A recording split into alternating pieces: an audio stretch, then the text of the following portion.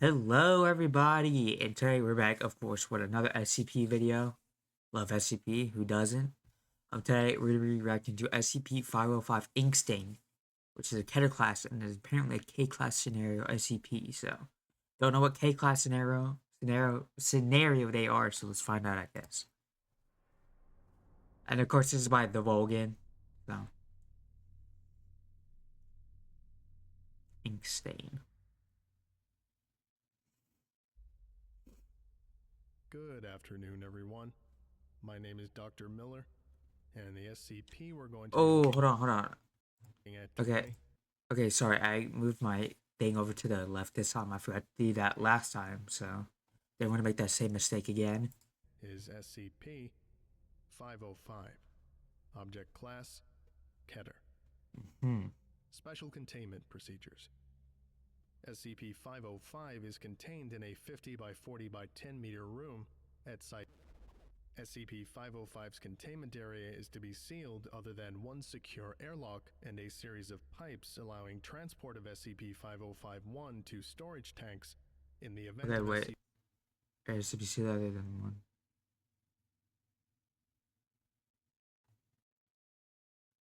Okay. SCP-5051 reaching levels in which it poses danger to containment. Sprayers for Okay. sodium hydroxide are to be available through SCP-505's containment area and the rest of Site to combat a containment breach. In the event of a spill of SCP-5051, Damn, this shit must be like extremely dangerous, man. From this to like, to just have like all this stuff. I don't even know what to say. Like, just have all this shit in case of like a little bit of spillage. I'm assuming. the affected area should immediately be covered with an absorbent material. Commercial blotting paper is currently standard for this purpose, and doused with alcohol or acetone if sodium hydroxide is not immediately available.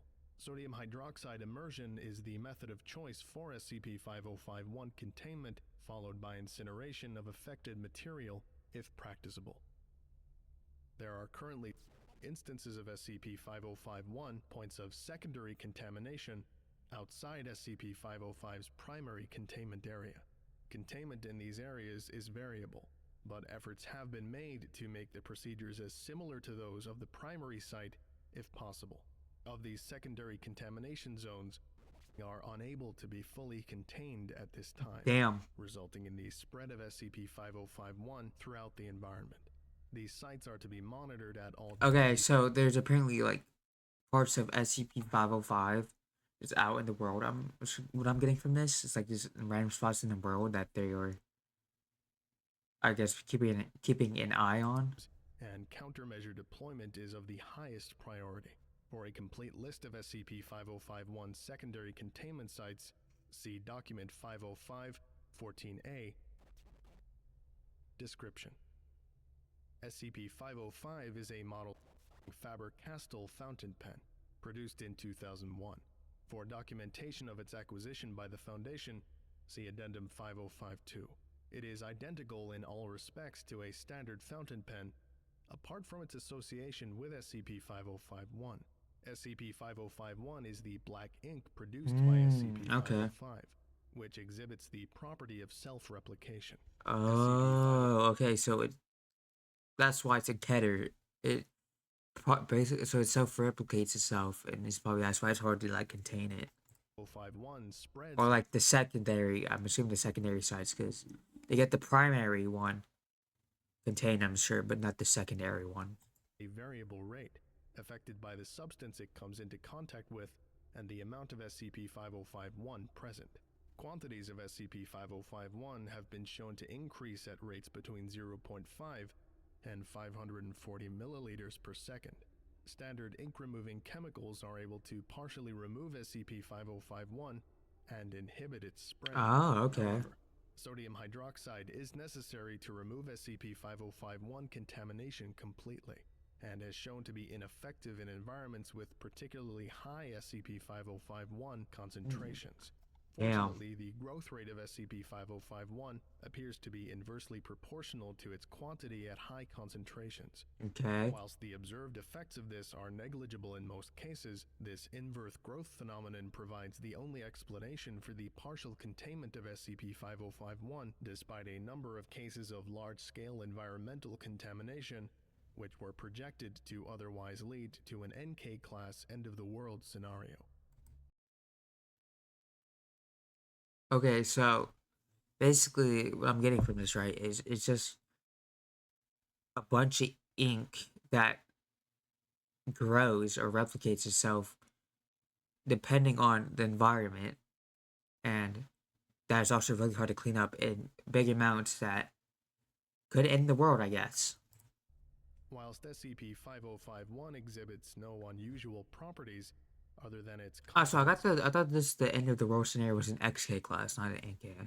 But I guess you learn something new every day. spread and partial resistance to removal, it nonetheless poses serious difficulties for control.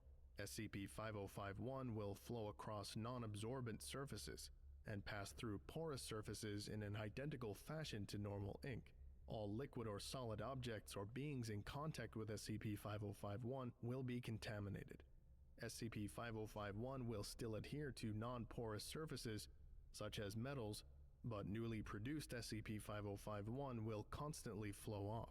Non-porous materials are thus catalysts for SCP-5051 spread, and all SCP-5051 contamination should be covered in porous materials such as blotting paper for this reason. It is not possible to permanently contain SCP-5051 in a non-porous container, as said container's contents will gradually increase in quantity, leading to increased pressure and subsequent rupture. All containers being used to contain SCP-5051 must therefore be drained periodically to prevent a containment breach. SCP-5051's effects on its environment are identical to those of an equivalent quantity of standard fountain pen ink. So it acts like the actual ink itself is just like normal pen ink, but it just replicates itself. Okay. Interesting. SCP-505 exposure will inevitably lead to the death of living organisms. Plant matter will be killed due to inhibition of photosynthesis. I mean, it makes sense. Whereas animals will be killed due to chemical poisoning. Makes In sense. humans and other mammals, SCP-5051 contact will most likely be via the skin, where it will spread until it reaches an orifice or a break in the skin and subsequently enter the vascular Okay. So it can get stuck on your skin, right? And of course, right? Yeah, ink can get on your skin, and over time, I guess it would spread, um, and cover your whole body, which actually is kind of cool. system through mucous membranes. SCP-5051 will spread through the vasculature and have catastrophic effects on all organ systems it reaches, as it continuously So this thing replicates is and deadly. unable to Got be it. excreted by the urinary system. Cause of death is generally multiple organ failure, although in most cases, affected individuals will be terminated and decontaminated prior to this. For containment procedures in these instances, see Addendum 505-1. SCP-5051 also has an increased rate of spread through non-viscous fluids, such as water, as would be expected of normal ink. Any contamination of the water table with SCP-5051 must be prevented at all costs due to the potential for an NK-class end-of-the-world scenario. It is unknown whether SCP-5051's aforementioned property of an inversely proportional rate of spread will manifest in fluids, as experimentation with such high quantities of SCP-5051 is strictly forbidden. Thus, the environmental SCP-5051 contamination in water sources must be met with immediate damming and drainage into storage tanks of all affected areas. Addendum 505-1. Procedures for dealing with SCP-505. Okay, so I guess we're gonna learn on how to, I guess, combat the ink inside of human. 5-1 contamination in humans. Administration of multiple dose activated charcoal has been shown to slow the progress of SCP-5051 contamination in humans, but is unable to halt the process. The only known methods of treatment for SCP-5051 contamination in humans are by the immediate excision of the affected area or continuous application of ethanol to an affected skin region. Topical ethanol treatment will not prevent the affected individual from transmitting SCP-5051 to other surfaces and is thus highly discouraged, except in the cases of essential personnel, in which case containment procedures must be observed as in all other sites of secondary SCP-5051 contamination. In theory, excision or amputation of affected areas would be the gold standard for treatment, but contamination of surgical instruments and personnel remains a problem. Therefore, all cases of SCP-5051 contamination in humans, other than essential personnel, should be dealt with by termination, followed by standard procedure of sodium hydroxide immersion and incineration of the remains. Yeah, that's honestly kind of fucked up. Not gonna lie.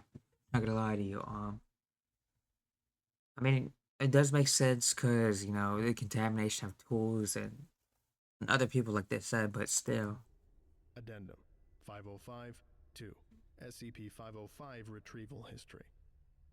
SCP-505 was acquired by the Foundation from the town in Oman, when the town in question was quarantined by the Omani government due to reports of a black fluid beginning to seep out from the town's post office and causing the deaths of a number of its inhabitants. Fortuitously, the arid and remote location of the incident prevented wide-scale environmental contamination of SCP-5051. The Foundation retrieved SCP-5051 with casualties. No other anomalous properties of the town's post office or the town itself were detected, and it was deemed necessary to terminate civilian inhabitants of who were deemed likely to be contaminated. The incident was reported as a non-extra-normal chemical spill. Now, you know, that's a damn lie, but. Okay, I know before you say anything, this article is very outdated. This is clearly not a Keter class anomaly. I mean, yeah. Now I think about it, it's not really because. I mean, they have it pretty contained, right? As long as, like, it just doesn't spread to where it gets out of control. I mean, Present it as what the article says. probably like a Euclid, right? We'll have a little discussion now as to what it should be classified as. Anyway, this concludes today's lecture. Thank you for listening, if indeed you still are, and you are all dismissed. Goodbye for now. All right, so yeah, that was actually not well. I'm not gonna say my favorite, but it's a pretty interesting one. It's like it's very simple but effective, you know, idea. So, like, you know, ink that spreads infinitely. But anyways, that's about it for this reaction. Original video will be linked down below. Make sure to like and subscribe, and bye bye.